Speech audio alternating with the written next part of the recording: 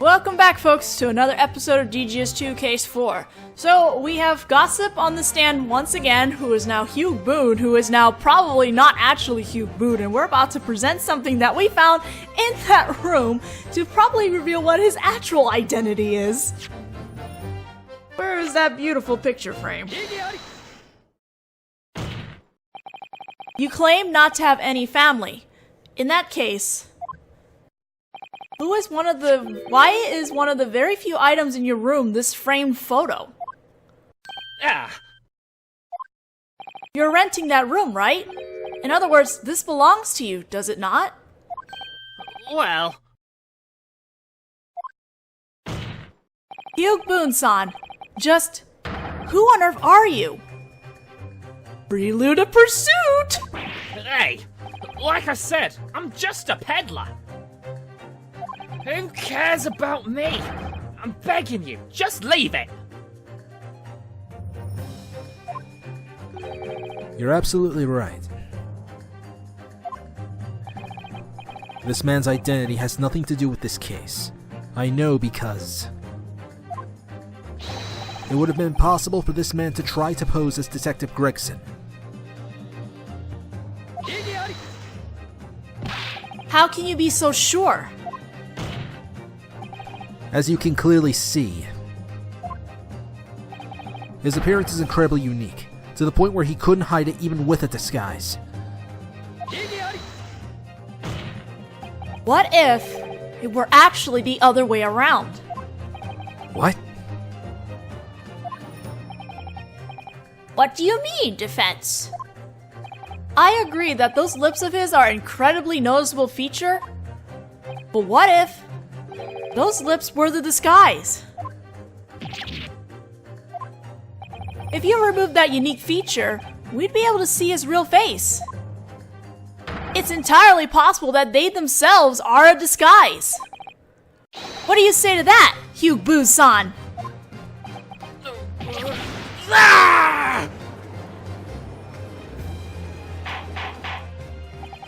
Witness, are you still trying to hide something from this court? Hugh Boone-sama's face was a disguise all along. In that case, the true face hiding beneath that disguise. Yes, I have just one theory. Your Honor, the defense would like to indicate this witness's true identity. Please don't. I'm sorry, dude. In that case, defense. What is the true identity of the peddler who calls himself Gossip? Every day I'm watching. Every day I'm watching. That's your real name, isn't it? And just who this Mr. Dame watching? It happened yesterday. A client called on Mr. Sherlock Holmes with a case. The lady's request was for helping find her missing husband. And she's the woman in this photo. She's Mrs. Dame watching. Are you serious? Apparently, you hadn't returned home since the day before the incident. The day before the incident, you were locked up by these two suspicious redheads. And last night, we had you stay in lodgings we had arranged in preparation for today's trial. Gossip, Venus, Sandwich. I heard that none of them had anywhere to call home. We'd be in a typical position if we became unable to contact our witnesses. That's why we took them into custody. And therefore, you were unable to contact nor return to your home. To Mrs. Dame Watson, who was waiting eagerly at home for her husband. Now hold on a minute. I have no idea what... No idea what I'm talking about? It would be incredibly easy for us to find out for certain. All we need to do is remove your disguise right here, right now. Please, don't. Bailiff, bring a sponge, some soap, and a wash basin here as once. That witness! Seize him, quickly! Yes, sir!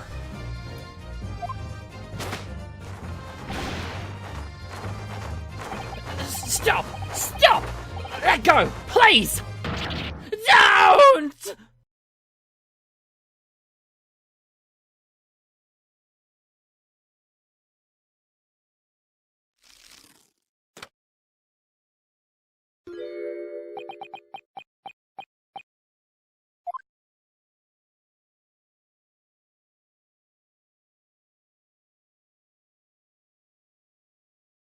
But why?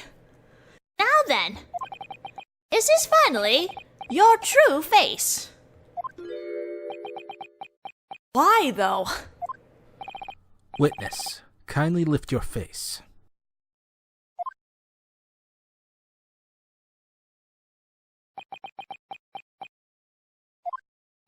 It appears that the defense's claim was correct.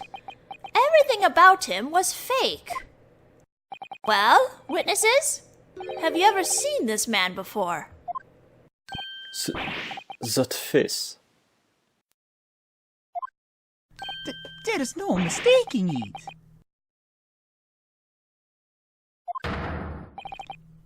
This is the detective we saw that day.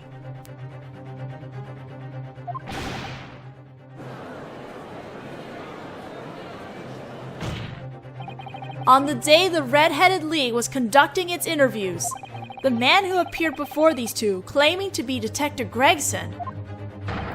Apparently it was you in disguise. No, actually... I suppose it was actually you without your disguise.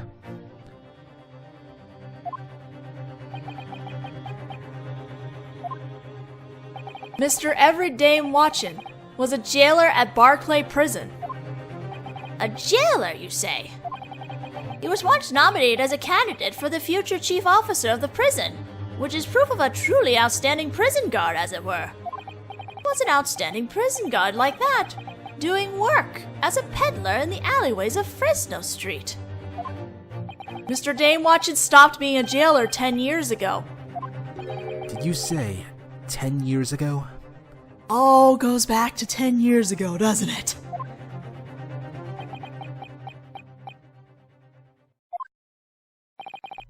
I am truly sorry for all the fuss I've caused. I admit it. I'm Everett Dame Watchin. And you were the head jailer 10 years ago?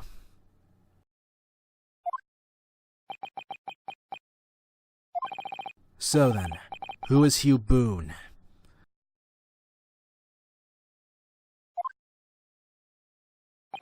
He was a name I created for my other self.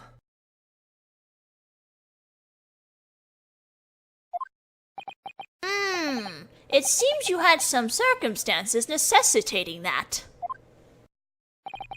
I'll tell you everything. It's nothing more than my boring personal history, though.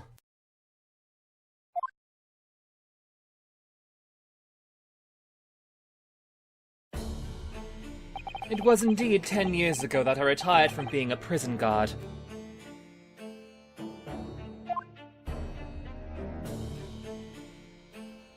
After leaving Barclay Prison, I searched for new work, but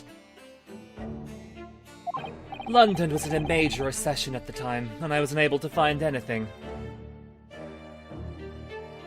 Before I knew it, I'd become a peddler on Fresno Street.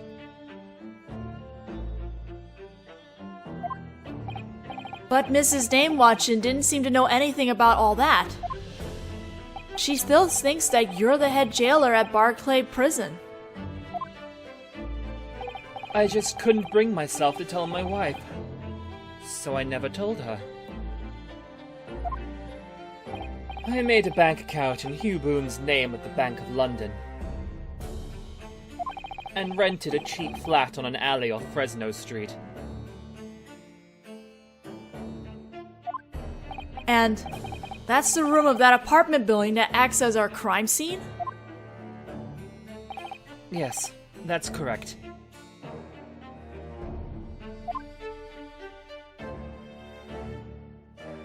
I'd report to that room for work at 8:30 each morning and become Hyūbun. Then, at 5 p.m., I'd return to that room and return to being Dame Watchin and go home. That was the daily routine I created for myself.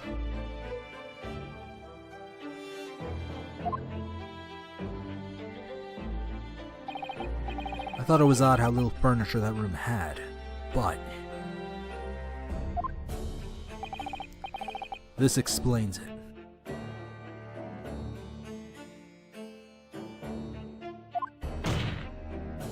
But in that case, you should have just testified from the start. I have a wife I love dearly, and 2 sons. Maybe it's conceited of me to say about myself, but they respect their father. I couldn't betray that.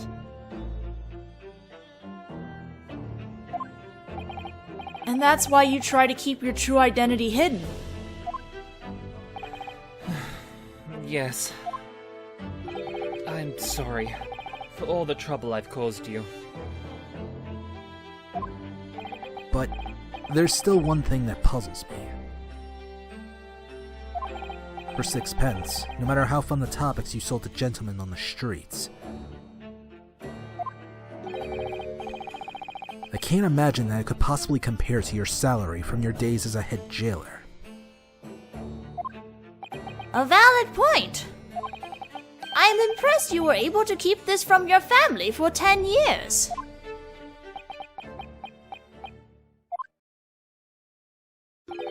It was all thanks to Detective Gregson. Huh? What does Detective Gregson have to do with that?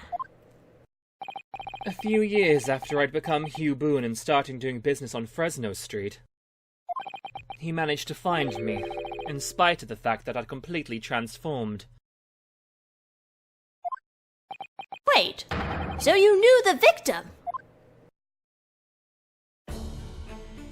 Back when I was still head jailer, I became acquainted with Detective Gregson, who'd come visit the prison.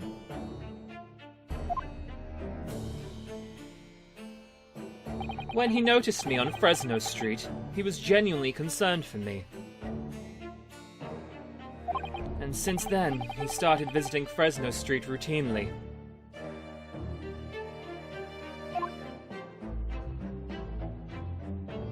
During that time, he'd entrust me with secret missions.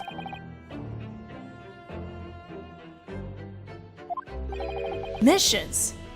What were they? I would pose as Detective Gregson.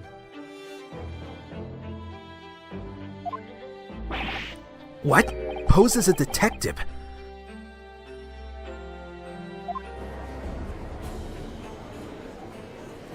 We always met at that room on Fresno Street. Tomorrow, I need you to get information from the owner of the Baroness Inn. I'd go to the designated places at designated times and perform interviews or stakeouts. On such occasions, he'd always give me his detective's ID. I'd pose at those locations as Detective Gregson and behave in ways so as to leave an impression. That was the work he provided for me.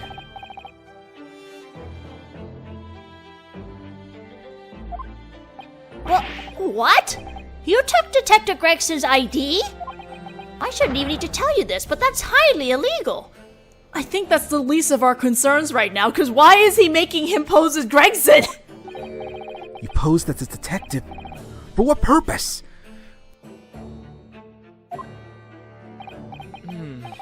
I'm not entirely sure myself. However, this is what Detective Gregson always said to me.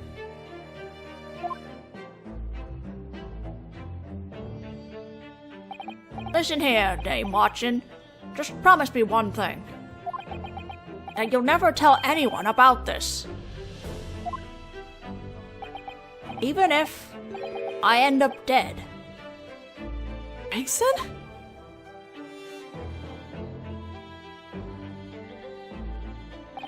So he started bringing investigative records from the police. And before I knew it, he was using that room as something like a second office.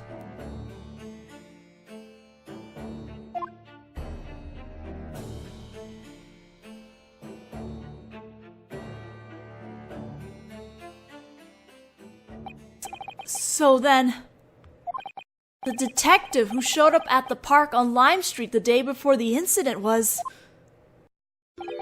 Yes, it was me, of course. Detective Gregson asked me to do it.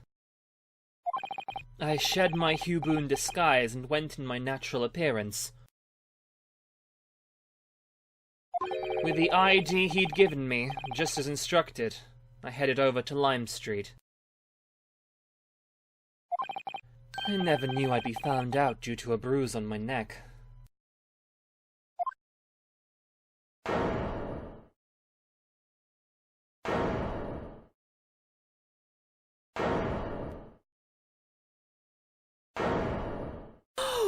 That was a lot of information to just soak in.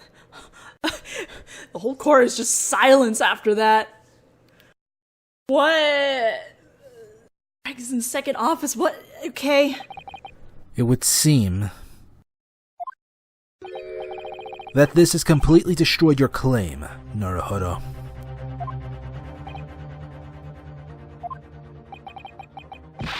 What do you mean, Prosecutor Sogi?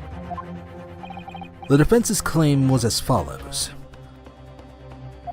The victim was killed at another location, the day before the incident. It actually occurred when he was locked up during his investigation of the Red-Headed League. But that would have been completely impossible, because He also has the baby slaps, oh my goodness. I was the one who went to Lime Street that day.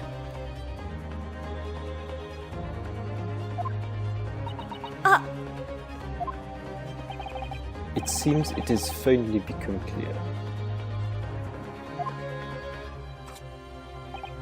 The two members of the Red-Headed League have nothing to do with the murder of the detective. Allow me to thank you for going through the trouble of proving that, Lord Defense Attorney.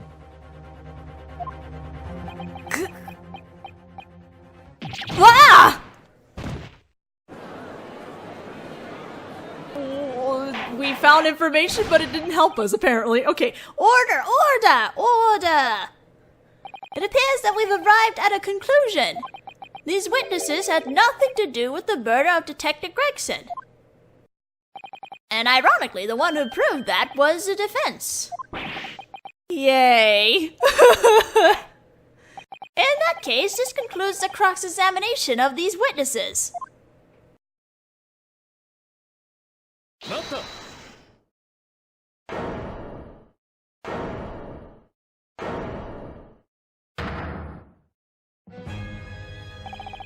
Begging your pardon, Your Honor, but there's one last thing. I'd like you to allow me to ask the witnesses.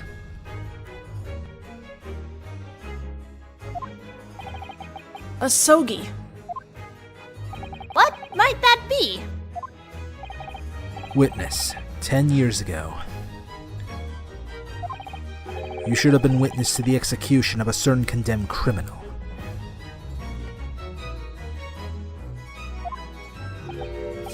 Years ago.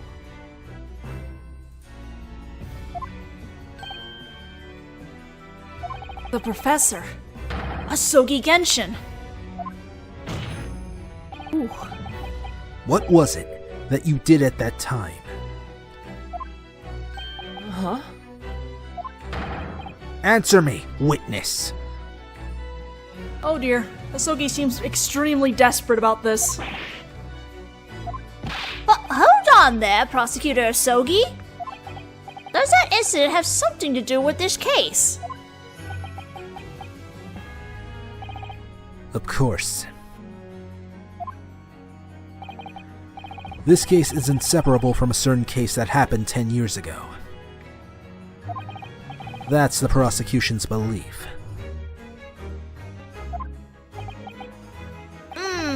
What do you think, defense? Sogi. He's normally so calm, but there's obviously something different about him today. I don't think we can blame him. After all, Daimwachin-sama's memories of 10 years ago have to do with his father, Asogi Genshin. Yeah, I know, but even so. Prosecutor Asogi, is that question you just asked really necessary for finding out the truth behind this case? Trust me. Please.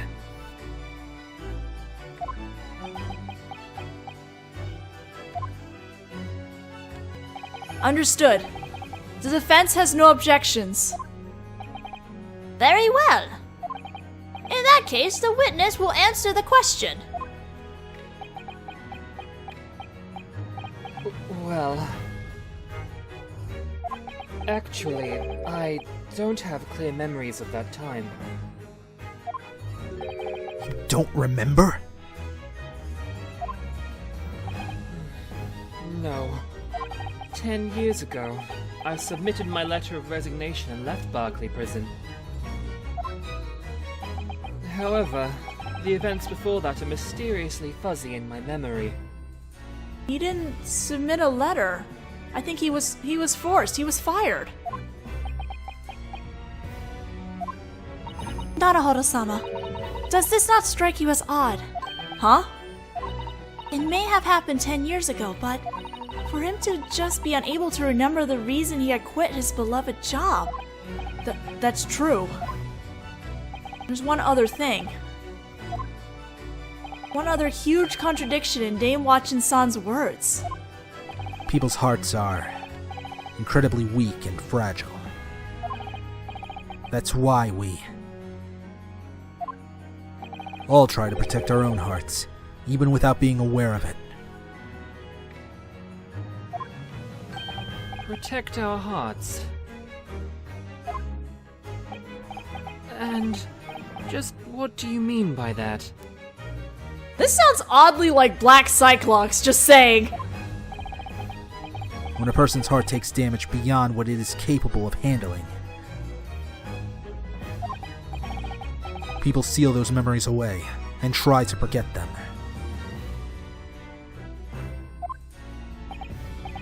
However, those memories are never completely erased.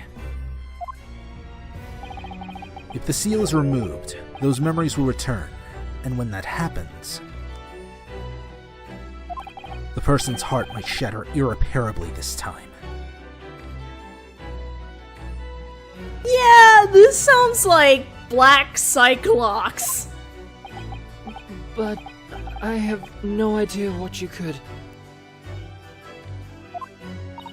Kazuma-sama.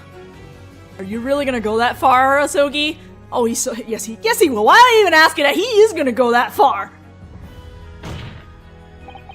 But we can't simply allow the truth to remain lost in the darkness for a reason like that.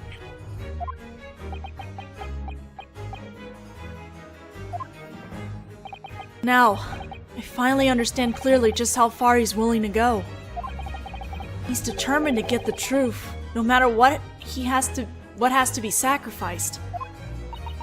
I don't know if I like this, though. To uncover Daimwachin-san's memories. Even if the memory that returns to him is fatal. Should I present that evidence? Present? Forget about it. Present. It's true, if I present this, I have no idea what might happen. But this is the Garden of Judgment, where the truth is made to be pursued. Daimwachin-san, please look at this piece of evidence. There's a major contradiction in your memories.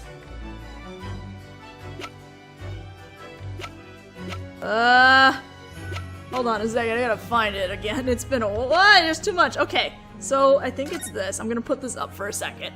Okay. Head jailer, Everett Damewatching. Mr. Damewatching has admitted to the breaking of work regulations 132, and therefore, as of May? No. That's June 25th. He will be relieved of his duties. As a disciplinary measure, his pension and merit bonus shall be forfeit. Reason for dismissal. Assisting the breakout of the condemned prisoner, mystery, lots of X's, on the midnight of execution and aiding his escape. As the plan is still under investigation, his full cooperation in revealing the particulars is expected. Chief Officer Harry Barricade. Remarks. There are indications of a jailbreak plan having been in place before the convict even arrived at our prison. The convict likely made deals of some nature in order to gain accomplices. We expect more information on this matter from the authorities. You previously testified the following. 10 years ago, you submitted a letter of resignation and left Barclay Prison. Yes. And that would mean that you resigned from being the head jailer of your own will. Well, of course, that's true. What about it? In that case, have you ever seen this document before?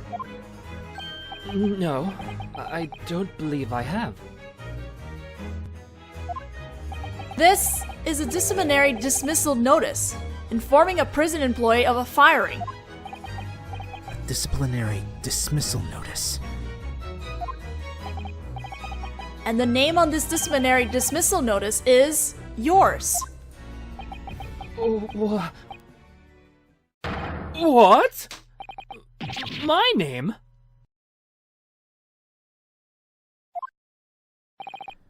In other words, you did not leave your position at the prison of your own free will. For some reason, you were relieved of your duties as head jailer.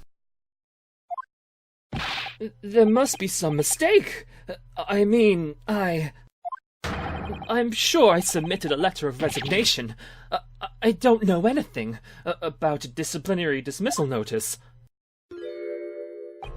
I don't know anything. You were forcibly relieved of your duties. There must have been a reason for that. 10 years ago, you did something to warrant this.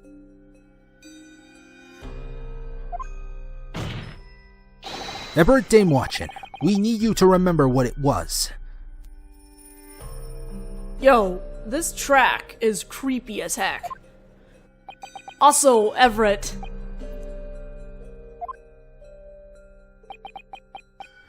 According to records remaining from the time, the final execution that you bore witness to occurred 10 years ago on June 17th. There was a major incident at Barclay Prison that day. June 17th. Could that have been the professor's execution? Professor? Oh no. You were the head jailer at the time, so naturally, I don't really like where this is going and what the end result of this is gonna be. you must have witnessed every one of those executions.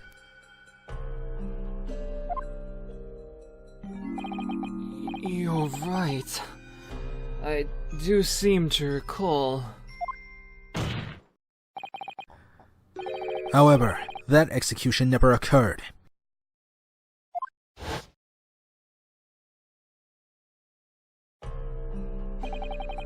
The condemned criminal, who was supposed to have been executed, rose from the grave.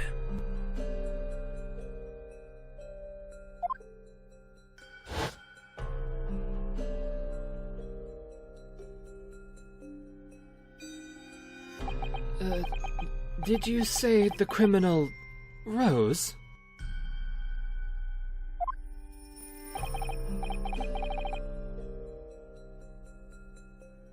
Someone witnessed it happening in a cemetery in the dead of night. However, no sooner did that man see him rise than a single gunshot rang out from behind him. The bullet struck the condemned criminal in the chest, and he finally fell still.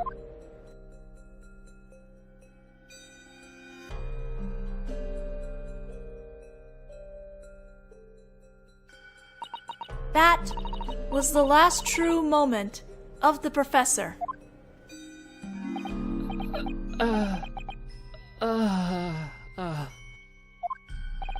As the head jailer, you were meant to have overseen all the preparations. So you must have carved that fact into your mind.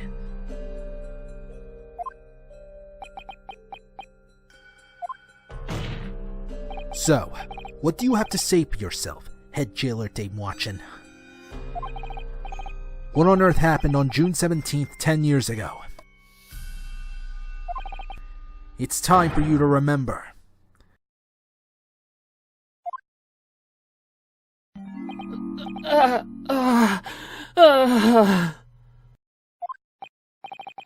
Dame Watchin-san.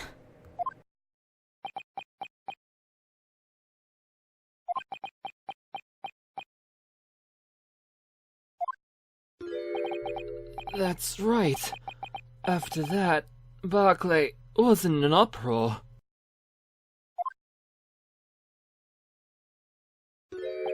That condemned prisoner broke out and was killed in the cemetery. The shocking news spread through the prison like a wildfire.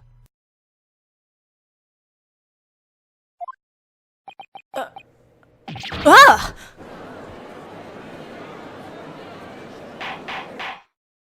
Order!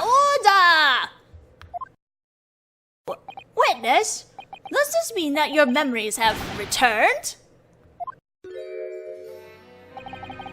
The images from that day are rushing back into my head like a flood. Dame Watchin-sama. The newspaper. There was an article in the newspaper that day about someone having witnessed a ghost. Enoch Drebber. But weren't the contents of the article little more than rumors? There were signs that the event had occurred left at the scene. Signs. In plot 139 at Lowgate Cemetery, there was apparently a large amount of bloodstains. Naturally, that was where the prisoner had been laid to rest. There was no mistaking that something serious had occurred there. Dear Lord, what an incredibly dark event! I did a thorough investigation on the police documents from that time. How did that condemned prisoner manage to escape? According to the investigative unit at Scotland Yard, a thorough investigation was carried out. And in the process, the investigative unit was led to a certain conclusion. Someone inside the jail assisted him. You can't mean that a member of the prison personnel assisted a condemned criminal in escaping? That's right, and I fell under suspicion. They said that I used the execution that night as an opportunity to let that serial killer escape. You did that? I remember clearly now. He's spinning a lot faster. A few nights after that execution, some detectives visited the prison. I was summoned to the office of the chief officer on the 5th floor of the observation tower.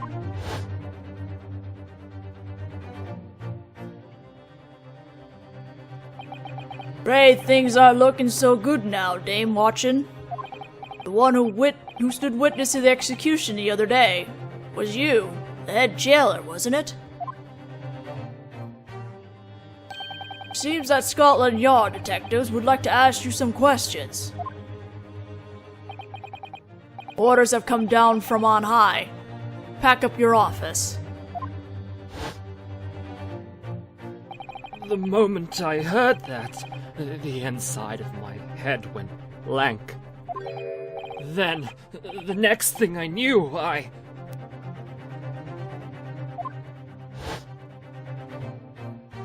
The professor. He was the worst serial killer in English criminal history. And I helped him escape. My life is over. It's over!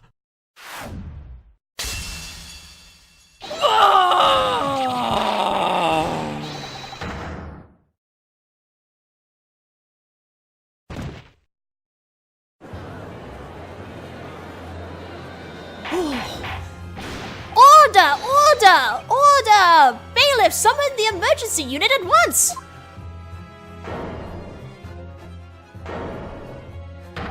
The trial is suspended for today!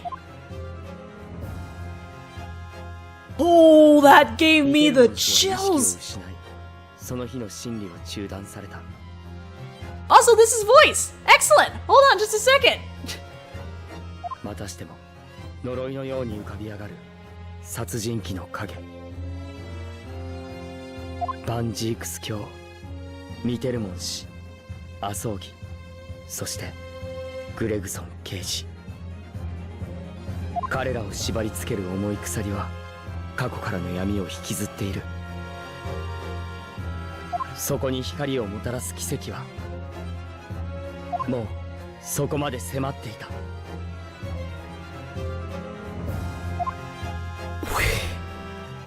Oh, we went really far over, but we were so close to the end that I didn't want to cut in the middle of something so serious and so, like, deep into it already, you know what I mean? But we finished the first day of the trial. I hope Dame Watchin is okay and didn't, yeah. We went there. We sure went there. We will continue into the second day investigation in the next video, so I will see you guys then.